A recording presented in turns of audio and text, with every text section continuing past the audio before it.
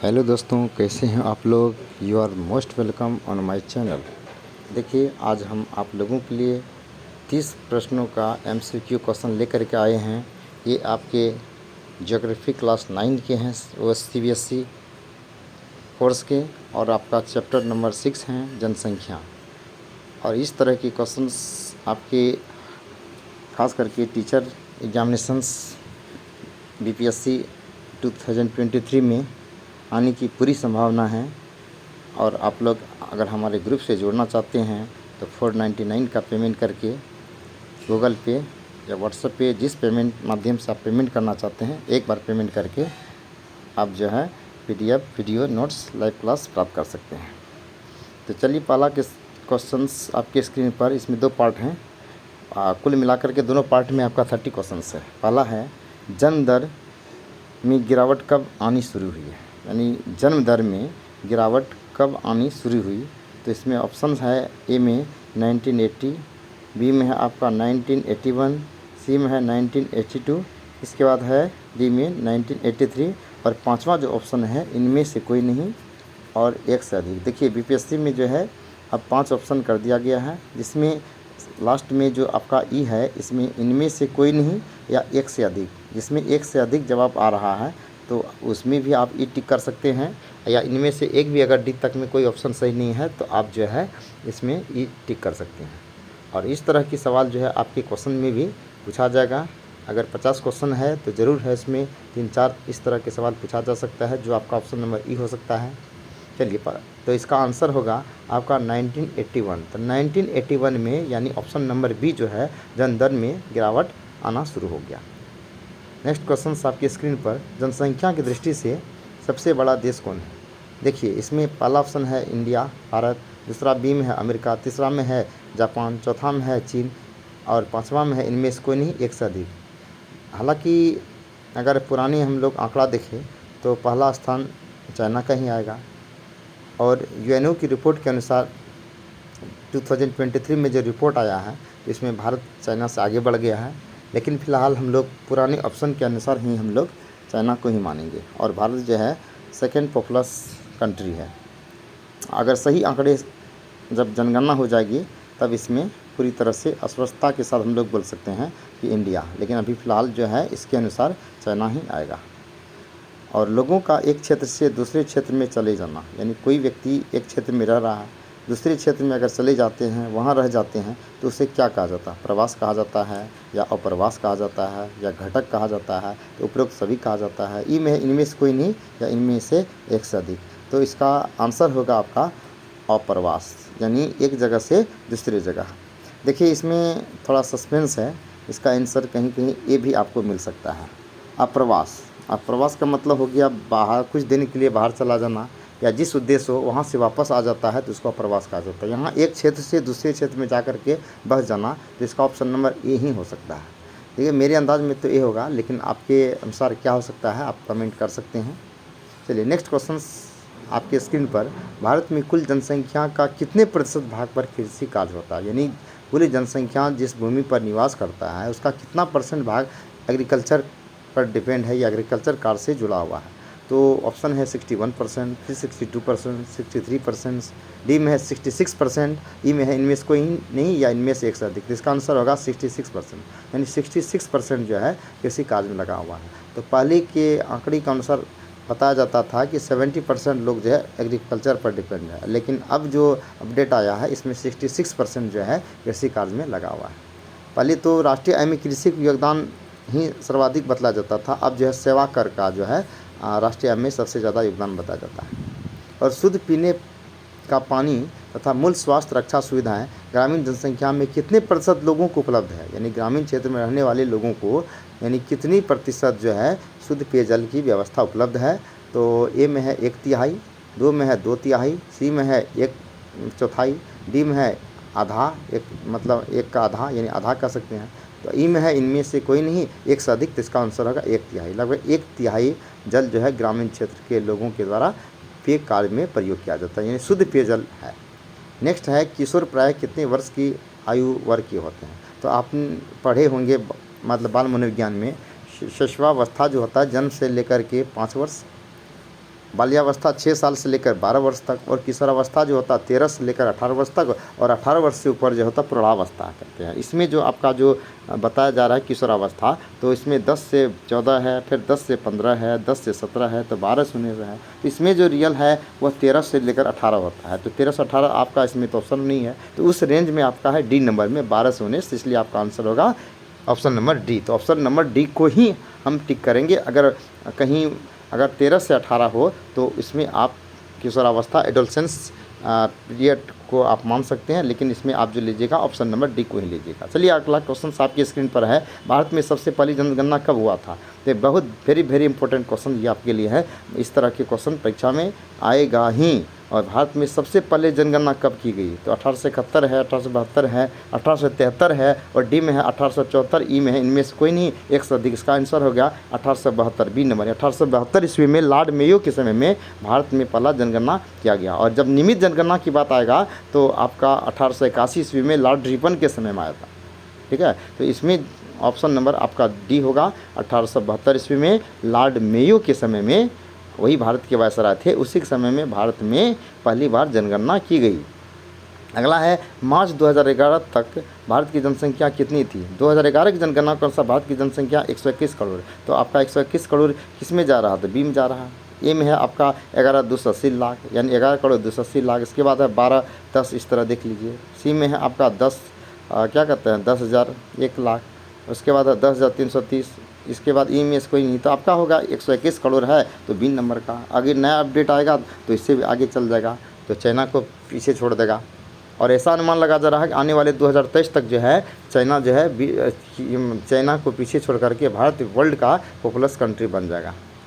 तो इसमें हो गया आपका मतलब बी नंबर का 121 करोड़ लगभग। तो जनगणना कितने वर्ष पर अंतराल पर होता है? तो पहला जनगणना 1872 में लॉर्ड मेयो के समय हुआ था, फिर लॉर्ड रिपन के समय में 1881 ईस्वी में नियमित जनगणना की गई। तभी से प्रत्येक 10 वर्ष पर जो जनगणना होता है। 2011 में भी जनगणना हुआ था, इसके आधार पर 2021 में होना चाहिए, लेकिन कोरोना काल हो जाने के कारण जनगणना नहीं हुआ है। देखिए 2023 में जनगणना हो जाए तो फिर नया अपडेट आपको मिल सकता है। तो जनगणना जहाँ कितने वर्ष के अंतराल पर होता है? तो इसका आंसर है 10 वर्ष पर, यानी प्रत्येक 10 वर्ष पर जनगणना किया जाता है। और 1881 ईस्वी में 10 वर्षीय जनगणना का शुभारंभ हुआ, तब से लेकर प्रत्येक 10 वर्ष पर जनगणना का कार्य किया जाता है। तो इसका आंसर होगा 9th का बी, यानी 10 वर्ष पर। चलिए 10वां क्वेश्चन आपकी स्क्रीन पर। 2011 की जनगणना के अनुसार या जनसंख्या के अनुसार देश की सबसे अधिक जनसंख्या वाला प्रदेश कौन है? तो आपका है उत्तर प्रदेश। ये भारत के अंदर है, तो भारत में सबसे ज़्यादा जनसंख्या जो उत्तर प्रदेश का है 2011 की जनगणना के अनुसार लगभग 25 करोड़। और जबकि बिहार के लेते हैं तो 10,99,542 लगभग जो है 11 करोड़ है। उत्तर प्रदेश का जो है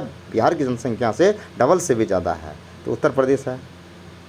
और उत्तर प्रदेश में जनसंख्या के कितने प्रतिशत हिस्सा निवास करता है? तो इसका आंसर है 16.49। 16% भी रहेगा तो आप कह सकते हैं, यानी भारत में जो जनसंख्या है 121 करोड़, तो इसका जो है लगभग 16% जो अंशदान होता है केवल यूपी का ही है भारत की जनसंख्या का।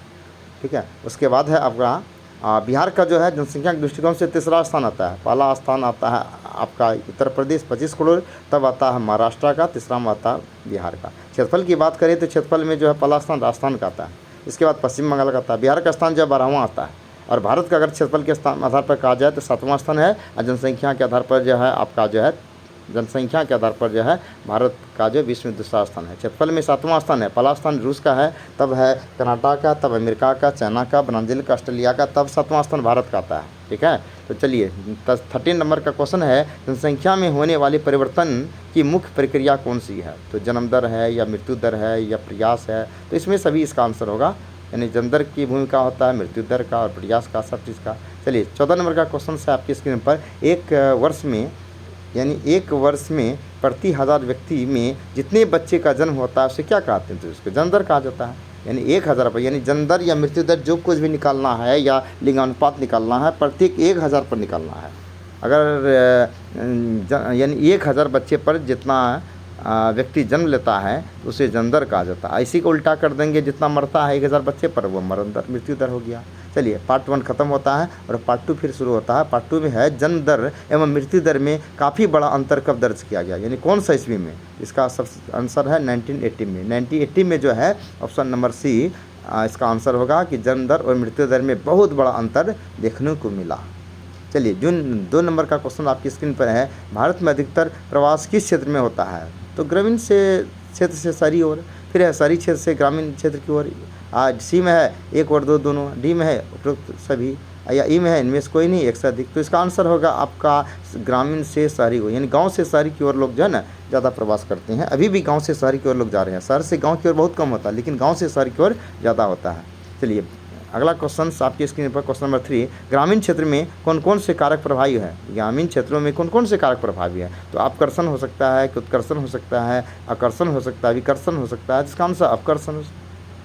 चौथा है, भारत में ग्रामीण नगरीय प्रवास के कारण शहरी और नगरीय या नगरों की जनसंख्या पर क्या प्रभाव पड़ा? तो क्या प्रभाव पड़ा? तो इसका जनसंख्या में वृद्धि हुआ, या जनसंख्या में वृद्धि हुआ, या जनसंख्या में कमी हुई, या कोई प्रभाव नहीं पड़ा। तो ऑटोमेटिक इसका आंसर कहा जा सकता है जनसंख्या में भारी वृद्धि हुई।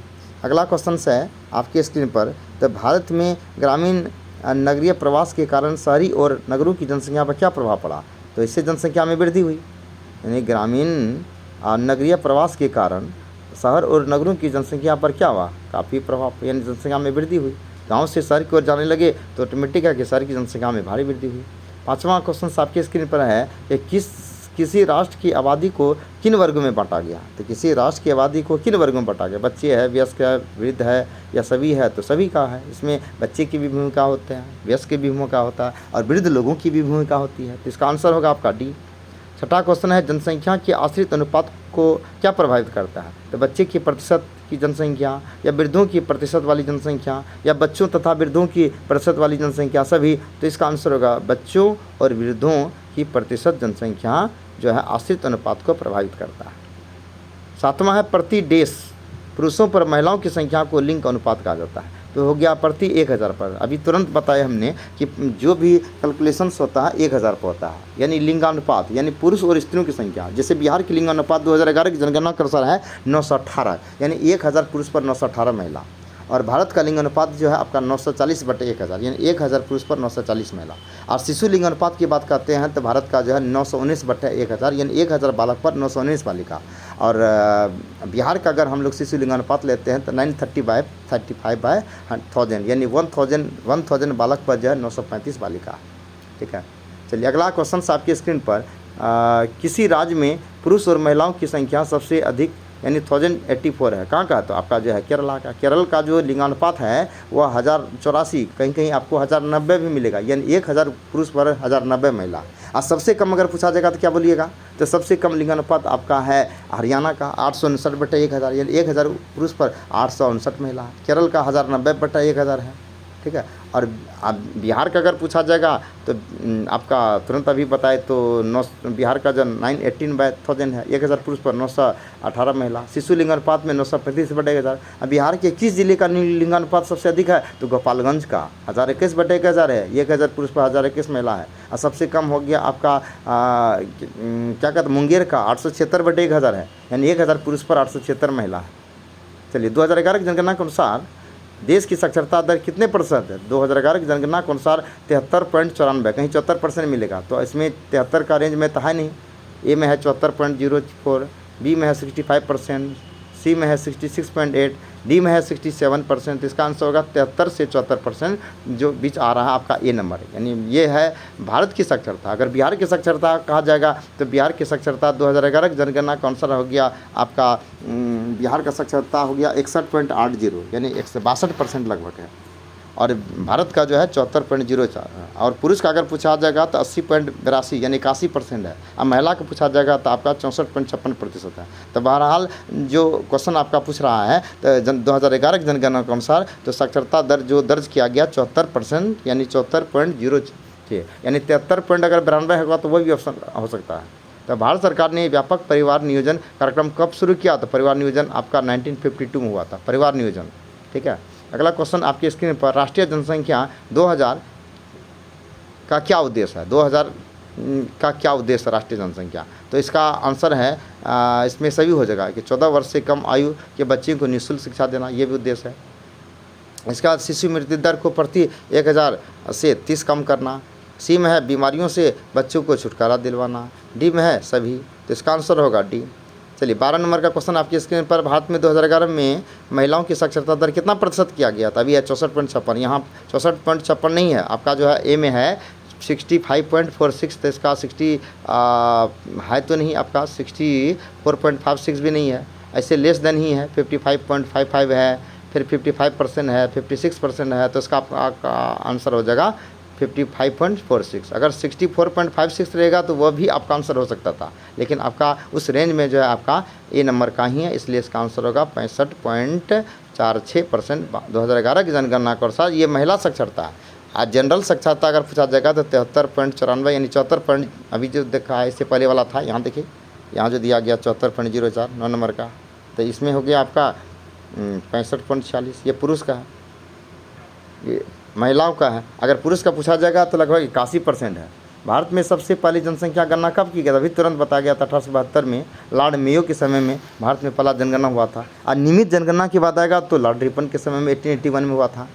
और 2011 में भारत की जनसंख्या का घनत्व कितना था? तो घनत्व का मतलब हो गया प्रति वर्ग किलोमीटर में रहने वाले लोगों की संख्या। तो 2011 में जो जनसंख्या जनगणना हुआ था, इस समय जनसंख्या का जो डेंसिटी निकला था, घनत्व निकला था 382 पर्सन्स पर वर्ग किलोमीटर, यानी 1 वर्ग किलोमीटर की दूरी पर 382 व्यक्ति निवास करता है। तो 382 व्यक्ति, अभी फिलहाल वही 382 माना जाएगा। और बिहार का अगर पूछा जाएगा तो जनसंख्या का घनत्व सबसे ज़्यादा है। भारत में सर्वाधिक जनसंख्या घनत्व बिहार स्टेट का ही है, 1106 यानी 1106 व्यक्ति प्रति वर्ग किलोमीटर है। और सबसे ज़्यादा अगर जनसंख्या का घनत्व बिहार के अंदर पूछा जाएगा तो आपका आ जाएगा शिवहर में, तो 1882 व्यक्ति प्रति वर्ग किलोमीटर। उसके बाद दरभंगा का स्थान आता है, नहीं पटना का, फिर दरभंगा का था। तो आपका जो है बिहार के शिवहर का 1882 व्यक्ति प्रति वर्ग किलोमीटर है। सबसे कम पूछा जाएगा तो कैमूर का मात्र 488 व्यक्ति प्रति वर्ग किलोमीटर है। तो भारत का जो है आपका 382 व्यक्ति प्रति वर्ग किलोमीटर, इनमें बिहार में सबसे ज़्यादा होता है, बिहार के ज़्यादा है। सर्वाधिक जनसंख्या यूपी का है, लेकिन घनत्व में बिहार आगे है, 1106 व्यक्ति प्रति वर्ग किलोमीटर। सबसे कम पूछा जाएगा तो आपका आंसर आ जाएगा अरुणाचल प्रदेश, मात्र 17 व्यक्ति प्रति वर्ग किलोमीटर। यानी एक अरुणाचल प्रदेश में जो है 1 किलोमीटर की दूरी पर मात्र 17 व्यक्ति निवास करते हैं, जबकि टोटल भारत का अगर निकाला जाता है तो 382 व्यक्ति प्रति वर्ग किलोमीटर। यहाँ से क्वेश्चन आपका पूछा ही जाएगा। ये जनगणना पर आधारित है। जनगणना से बिहार, खास करके बिहार का कोई भी एग्जाम हो, बीपीएससी हो या बिहार कर्मचारी चयन आयोग को हो, तो इस जनगणना से एक आध सवाल आपका पूछेगा ही, और पूछा भी जाता है। इससे पहले का भी बीपीएससी एग्जाम हुआ था तो साक्षरता हुआ, लिंग अनुपात हुआ, उसके बाद घनत्व हो गया, और क्षेत्रफल में पोजीशन पूछा जाएगा। तो ये सब क्वेश्चन अक्सर पूछा जाता है और आपको भी पूछेगा। 1 वर्ष में प्रति 1000 व्यक्तियों में मरने वाली संख्या, इससे पहले पढ़े थे जन्म लेने वाला जन्म दर, अब मरने वाली की संख्या हो गया आपका मृत्यु दर। तो मृत्यु दर कौन सा ऑप्शन में आपका? बी नंबर का है, देखिए बी नंबर में है मृत्यु दर। तो जन्म दर तो होगा ही नहीं, ये जन्म लेने वाले हो गया। यहाँ मरने वाली की बात कर रहा था, मृत्यु दर, यानी 1000 व्यक्ति पर जितना व्यक्ति मरता है तो वो हो गया मृत्यु दर, और जितना बच्चे जन्म लेता है वो जन्म दर हो गया। सबसे लास्ट क्वेश्चन आपकी स्क्रीन पर है, भारत की जनसंख्या में वृद्धि दर का क्या कारण हो सकता है? जनसंख्या में इस रफ्तार विस्फोटक दर से जो ग्रोथ हो रही है, वृद्धि हो रही है, इसका क्या कारण है? तो मृत्यु दर में तेज़ गिरावट, इसके बाद जन्म दर में तेज़ गिरावट। जन्म दर में गिरावट कैसे होगा? जब जन्म दर में ही गिरावट होगा तो जनसंख्या ग्रोथ होगा? नहीं होगा। चलिए प्रवासी प्रवृत्ति, प्रवासी के कारण वृद्धि, प्रवासी होगा तो जनसंख्या घटेगा ना। तो इसका आंसर हो गया मृत्यु दर में तेज़ गिरावट। यानी मृत्यु दर में तेज़ गिरावट के कारण, कहने का मतलब पहले मृत्यु दर ज़्यादा था, उत्तम स्वास्थ्य सुविधा उपलब्ध नहीं था, जिसके कारण बहुत सारे लोग मर भी जाते थे। लेकिन अभी जो है उत्तम स्वास्थ्य सुविधा है। आप गुजरात स्टेट का नाम सुने होंगे, जो कि पूरे भारतवर्ष में उत्तम स्वास्थ्य के लिए जाने जाते हैं, और बिहार में भी स्वास्थ्य सेवाओं का विस्तार हो रहा है। तो स्वास्थ्य सेवा अच्छा होने से जन्म दर जो है बढ़ेगा, यानी मृत्यु दर में कमी होगा तो जन्म दर बढ़ेगा ही। इसका आंसर हो जाएगा आपका ए नंबर, यानी जन्म दर में तेज़ गिरावट। तो चलिए आज इतना ही। आज हम लोग 30 से 32 क्वेश्चन, और आप लोग अपना स्कोर भी बता सकते हैं कि आपका स्कोर कितना जाता है। आप लोग प्रैक्टिस कीजिए। तो आप बीपीएससी की तैयारी कर रहे हैं, शिक्षक का, चाहे प्रधान शिक्षक का ही क्यों न हो, तो एनसीईआरटी बेस्ड पर ही आपके क्वेश्चन पूछा जाएगा। आप जितना हो सके एनसीईआरटी कक्षा आप जो है 1 से 8 तक का जो है क्या कहते हैं, अगर शिक्षक बनना चाहते हैं तो 6, 7, 8, 9, 10 का जो है आप एनसीईआरटी ऑल सब्जेक्ट पढ़िए, क्वेश्चन उसी से आपका बनेगा। और जितना ज़्यादा आप प्रैक्टिस कीजिएगा एनसीईआरटी का, उतना स्ट्रॉन्ग आपका जो केजीएस होगा और आप एग्ज़ाम को अच्छी तरह से क्वालिफाई कर सकते हैं। और साथ ही साथ आप ये नियोजन के कलंक से मुक्त हो सकते हैं। आप राजकर्मी बनना चाहते हैं तो आपको मेहनत करना ही होगा। तो चलिए आज इतना ही, फिर अगले दिन हम लोग दूसरे टॉपिक पर चर्चा करेंगे। प्रत्येक दिन हम लोग एक एक सेट को कंप्लीट करेंगे। चलिए, अगर आप हमारे चैनल पर पहली बार विजिट कर रहे हैं तो हमारे चैनल को सब्सक्राइब करें, साथ ही साथ जो है बेल आइकन दबाना ना भूलें और अपने दोस्तों के बीच इस वीडियो को शेयर करें। और हमारे यहाँ प्रधान शिक्षक, टेट, सुपर टेट सभी प्रकार की एग्ज़ाम की, खास करके जो है अध्यापन से संबंधित जो भी पद हैं इसकी तैयारी कराई जाती है। और हमारे लाइव क्लास में भी जुड़ सकते हैं। आज इतना ही, अगले दिन फिर हम एक नई वीडियो आपके सामने लेकर आएंगे। Thanks to everyone watching our video. Thank you.